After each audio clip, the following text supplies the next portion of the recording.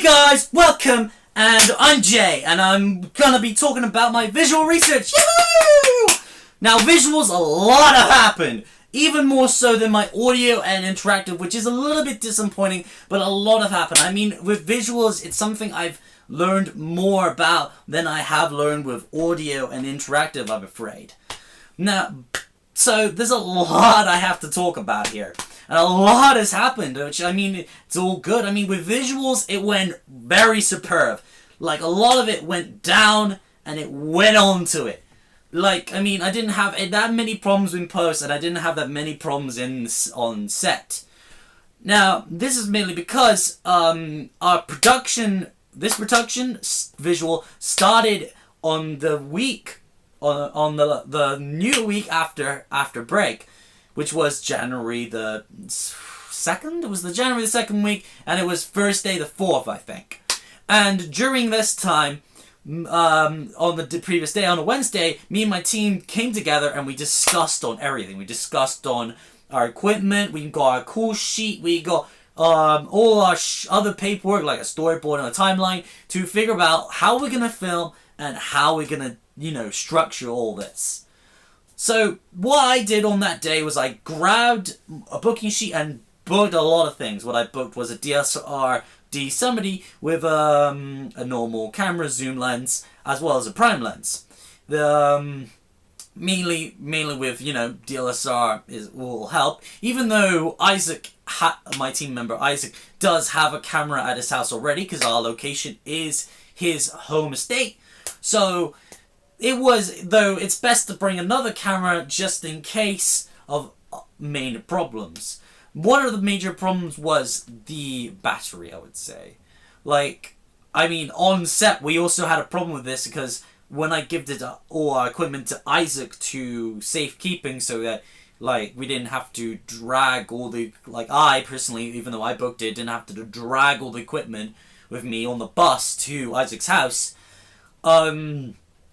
it would have, with the equipment, it just, he said that the batteries, because there was only one they gave us, it took 8 hours. And the GoPro, which I also borrowed, took even more hours, which was a pain. And so, a lesson learned, make sure you got 2 batteries with a charger. Or probably ask for one, because, if your battery's dead, you're pretty much effed. And that's one of the major problems with the setup. If your battery dies, then it's all gone to hell. They'll break the flow of production. And we don't want that. None of us want that. So, besides that, didn't need a tripod, because even besides Isaac, he said he has a tripod, I brought my own tripod as well. So he also had a Steadicam, though when we used it in production, the Steadicam was god-awful. It didn't have a balancer, so it was very unstable. I really hated it. Yeah, I really hated that freaking Steadicam. And plus the fact that we filmed a lot of our footage on the Steadicam. With the pants, it was fine, though it was still hard to turn the Steadicam without a balancer. Which made a lot of our footage really jerky, though it did gain me something I knew to learn. Though, lesson learned for that, try to figure out what equipment to use for next time, I would say. More better. And also try to switch out your equipment, because a lot of those shots I could have done, or Bryony, or even Isaac, could have been done on a tripod, which was very disappointing. Besides that, okay, so, what other equipment did I also borrow? Didn't need a sound kit because it was visuals, and as a team, we all decided that we want to make sound in our post. The thing is, horror is genre, a genre is horror, and, with horror, the major thing that makes a horror scary is the very discorded sound, which is what we need to do.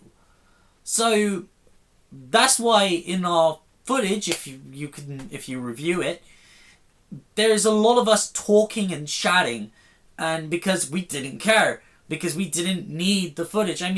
Though if I think about it, there was some things during my research and from the post that was very needed, and I think we kind of misread sound. Though I'll get onto that on my audio production video. Anyhow, so we had a camera, we had our lens. Now I'll go over to the... We usually use the zoom lens, but we did have a prime lens. We used the prime lens in the very beginning, though somehow we just magically didn't go with the prime lens. Upsetting us, I know. Though we should have used it more. GoPro, which I mentioned a couple of times, was a complete utter waste of time. During my pre-production, I made an emergency storyboard and timeline because I felt that our original timeline, narrative timeline that our storyboard is based on, was just so... It was really huge, and it was... Like, there was so many options, and most of the options were very stable. Like, a lot of times our actor would, if they was following the timeline directly, it would be, our actor would move, stop, either ignore, or then stop again. Ignore, then stop again, or ignore, then die. Ignore, and then die. There was a lot of moments where he would just ignore it, and I felt like, okay, that might mean he would have to stop multiple times, and I didn't like that, so I decided to make my own storyboard, which would be shorter. Though I decided, as a member of my team, I would be like, okay, well, I will inform you guys about this, but I will kind of just, leave it at that. I would leave it at that. I won't go beyond it any more further. I'll just keep it stagnant. I want to trust you guys. As the major thing I want to do in this project is to learn how to work as a team and really get the feel of a professional team, because I've had very bad problems with teams in the past where either teammates would have excluded me, just don't even include me, or teammates would have just completely followed me. Like, they would just bandwagon my ideas and then just listen to everything I said and not have a brain. And I really hated that. I don't like it when I'm with a team and the objective is to make something as a team, and your team doesn't have a brain. I just hate that. But luckily my team had a brain, so we all went wild! Yes! But anyhow, so yeah, GoPro, as I said earlier, I made emergency things, and one of the major things I wanted to see was, can we shoot this in FPS, in first-person shooter, or POV? The reason for this is that during our research and discussions, we found out that interactive media, which is we're doing interactive film, is designed to act like a game, and its games are kind of its animation cousin.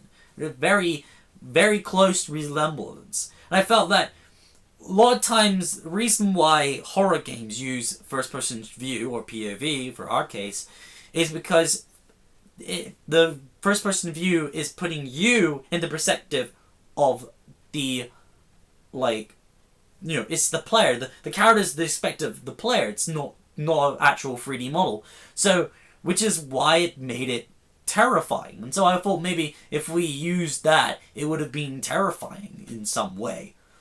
Though a lot of my associates, my team, were very discounted on that idea. They did not want that idea at all. They did at all. They didn't really want it. They were like, nah, bruh, nah. No, we want to use more tripod. And I was like, fine, okay. But at least consider the GoPro. I'm saying. At least consider. It could go into some places that a normal camera can't go into. Sadly, the GoPro, even though my teammate did use it, did charge it, it effed up on us. It effed up. It wasn't turning on. It just didn't. It said it had about battery. It was a complete mess. The GoPro. We did not use it, even though it could have made a lot of good shots and very easy way of doing some things. It just flopped like a pancake. It just went away. The only problem which made me a bit more annoyed with the GoPro was the fact that when I gave it to Rich, who's a member of staff at my college, he tested the GoPro, and the GoPro, he said it was fine, it was completely charged. And I was like, damn, bull damn, like, yeah, I hate you, damn you GoPro, naughty GoPro. So yeah, that was the GoPro, sadly, and it was just a pain to work with, just such a pain. Though, yeah, that's our equipment. We used a tripod, we used a Steadicam, we used try to use a GoPro and use the